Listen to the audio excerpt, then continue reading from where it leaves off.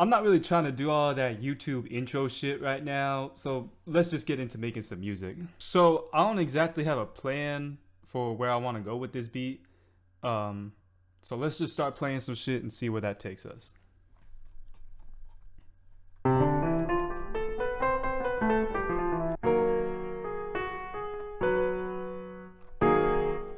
So usually when I'm creating a beat, because I'm not a piano player worth his salt, I'll just start playing around and see if I can find anything that's got some potential to it. And then when I find that thing, I usually record the chords into FL Studio and then the melody in separately. So I don't have to spend 40 minutes practicing out just this one little lick just to, start making a beat.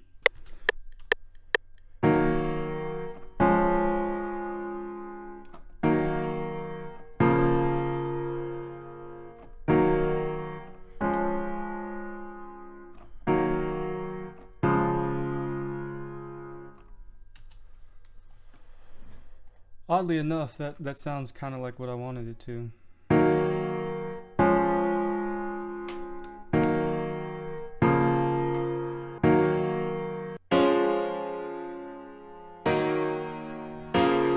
Alright, so now that we got our chords out of the way, I'm going to do a little bit of sound design, to get it to sound nicer, but also to turn it into what I call a leading sound. A leading sound is a sound that is leading you to do something.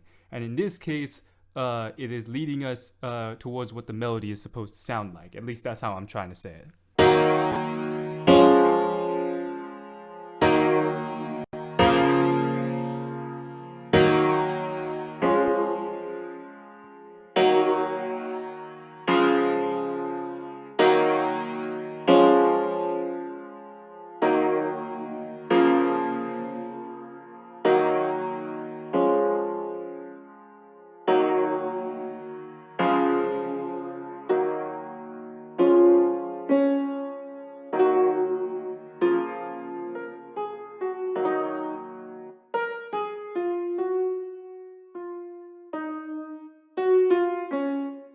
All right, I think I got something.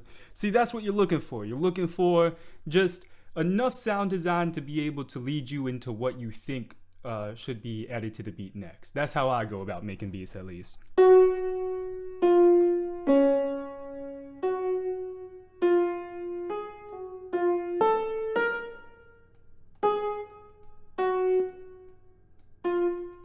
Now we need another sound. I swear to God, this is like 90% of a producer's time is just picking sounds. If it's not picking sounds, it's designing them, because the rest of the music shit is easy for me. It's the picking sound shit is the hardest part.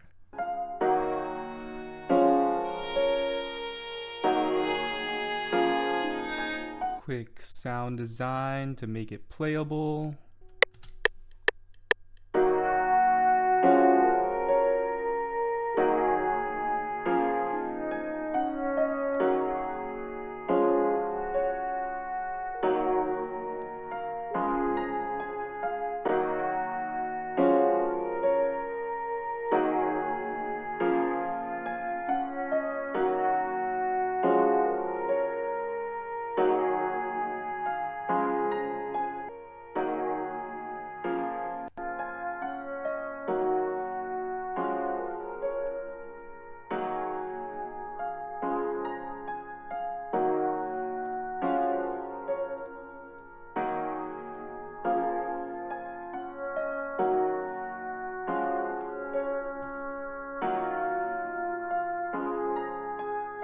Alright, so listening to this so far, I have a lot of the high-end, high-pitch range being taken up, so let's work on something in the lower ranges.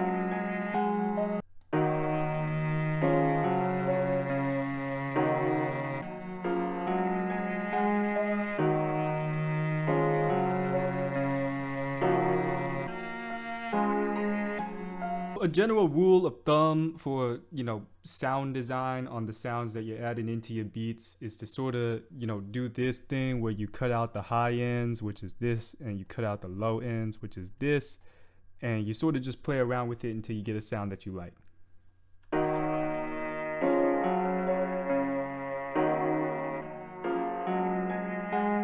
So I'm noticing an interesting predicament that I'm running into with this beat that happens to me occasionally on some of the other beats that I'm cooking up, and that is that regardless of whether or not the notes are in key on the piano rolls, they might not sound 100% harmonically correct across all VSTs and all the melodies that I laid out.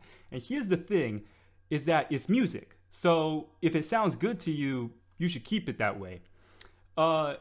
I'm not really necessarily worried about any notes off key or not music theorically correct or whatever, because if it sounds good, it's gonna sound good. And the other thing is that this is a beat that's supposed to have a rapper on it. So, even if it's not 100% harmonically or musically correct or whatever, it's gonna blend in with the rest of the beat. It's gonna blend in with the transitions. It's gonna blend in with the rapper's voice and everything if this gets played. So, I don't really necessarily have to worry about that, and I don't think that you should either when you're making beats. Just make stuff that sounds good and then move on to the next thing. That's honestly, if there's one thing that you take away from this video, it's that you should always just be making something that sounds good and then move on to the next thing. If you spend too much time trying to, fidget something out or make something that sounds okay, sound perfect or whatever, then you're not going to get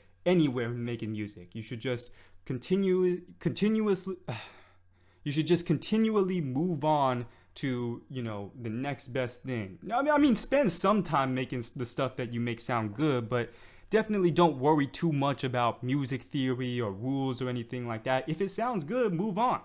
Alright, now that I have like a handful of sounds here, around 4 or 5, I think 6 or 7 is kind of pushing it. And if you can work with 2 or 3, but the problem is I find myself going back and adding stuff in later, or maybe the beat sounds too empty on 2 or 3 melodies. So, 4 or 5 is a good number. That's when I start to work on the drums. Claps are the first percussive sound that I always add because they always go in the same position, so I don't really have to think about it.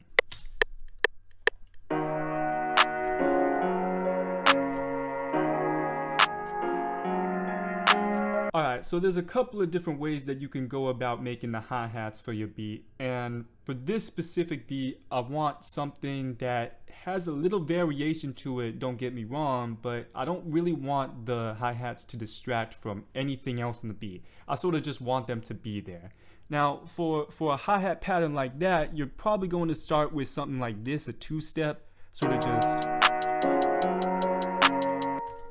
But now you're going to look for certain things, certain points in the beat that you kind of just could switch up a little bit. Just maybe just take out a hi-hat there, maybe just add a hi-hat. So we'll go through and you'll be able to see what I'm talking about.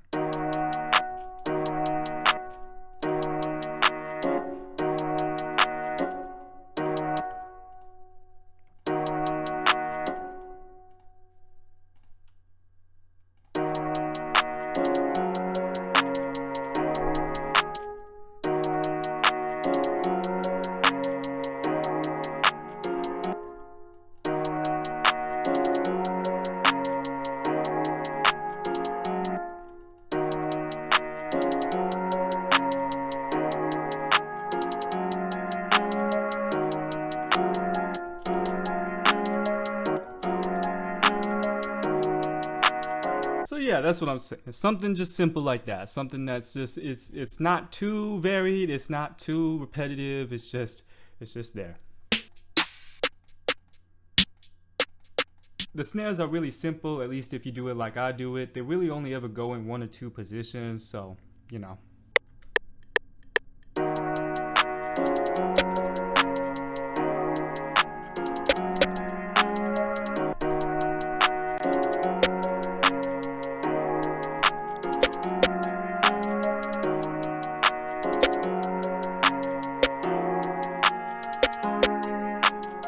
open hats, it's really up to personal preference. I honestly only think that they sound good in one of two positions, but you can add them wherever the hell you want, so.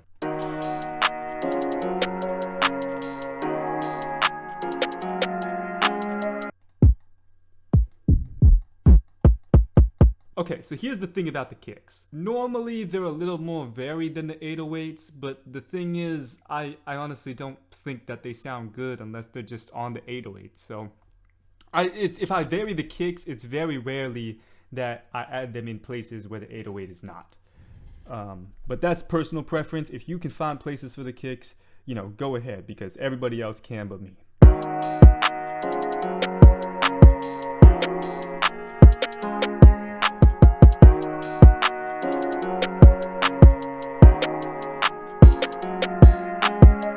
Now it's time for everybody's favorite part, the 808s. The good thing about the Zay 808 is that it always sounds good.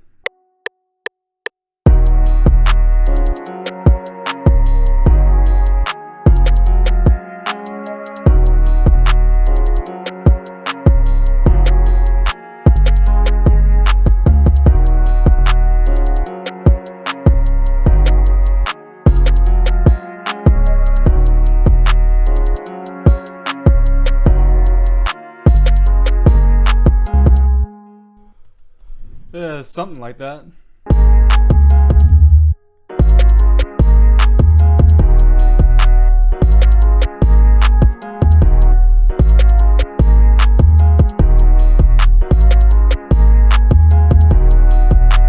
I think I'm done with this beat and thus this video. The rest is just laying out patterns on the playlist or adding in embellishments and whatnot. And I'm sure you know how to do that already. And if you don't, then I'm gonna show you in a different video because it's already late enough.